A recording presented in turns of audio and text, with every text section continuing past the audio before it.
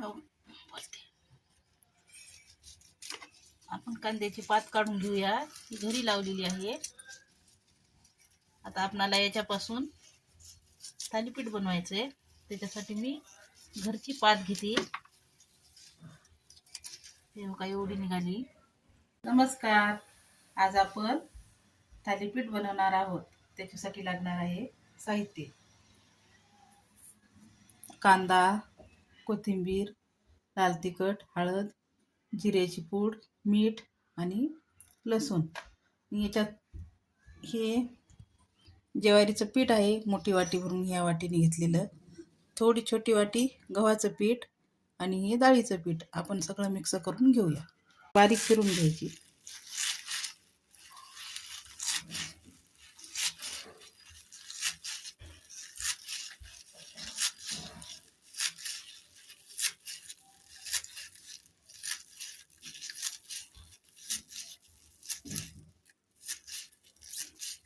ही बघा अशी बारीक चिरून घेतली आहे का. हे ज्वारीचं पीठ आहे. हे गव्हाचं पीठ, हे डाळीचं पीठ. हे सगळं मिक्स करून घेऊया.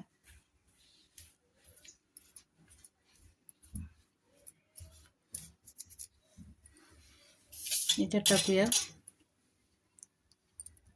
लाल तिखट 1 चमचा आहे.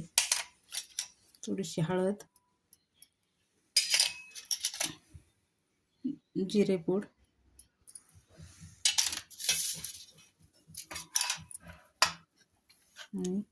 कांदा,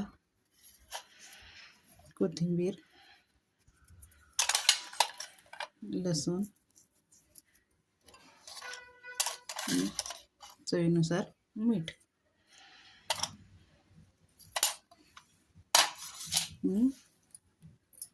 कांद्याची पात.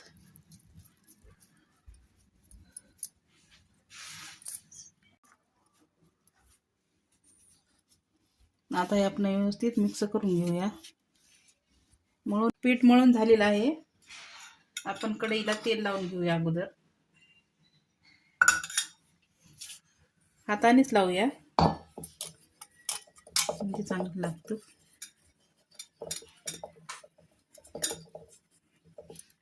आता आपण थालीपीठ लावून घेऊया. हाताला थोडं तेल घ्यायचं.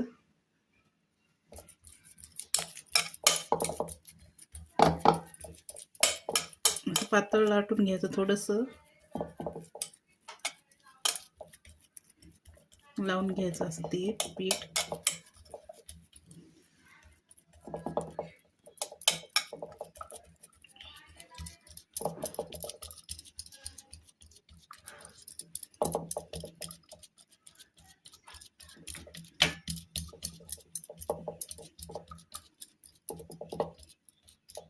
तुम्ही पातेलं पण ठेवू शकता, कढई पण ठेवू शकता. मी जाड कढई घेतलेली आहे. असा बोटाने छिद्र करायचे असे छोटे छोटे.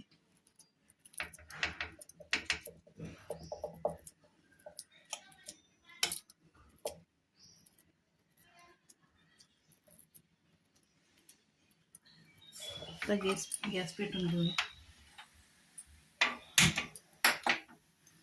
कढई ठेवून घेऊया. त्यावरती थोडंसं तेल टाकूया.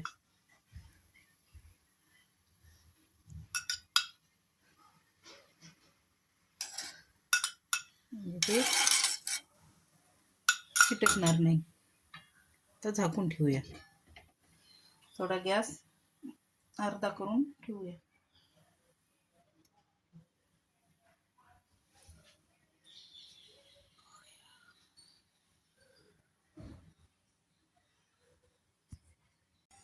हे झालेलं आहे बघा. आता मी दाखवते तुम्हाला. हे बघा इकडून पण छान भाजले. इकडून पण एकीकडूनच भाजून देते. आता हे खूप छान झालेलं आहे. तयार आहे गरम गरम थालीपीठ. लोण्यासोबत खायचं किंवा आंब्याचं लोणचं पण ठेवलेलं आहे त्याच्यासोबत. खूप छान लागते. आणि हे घरी बनवलेलं लोणी आहे मी. याची पण रेसिपी एक माझ्या व्हिडिओला पाठवलेली आहे. तुम्ही बघू शकता. थँक्यू, धन्यवाद. बनव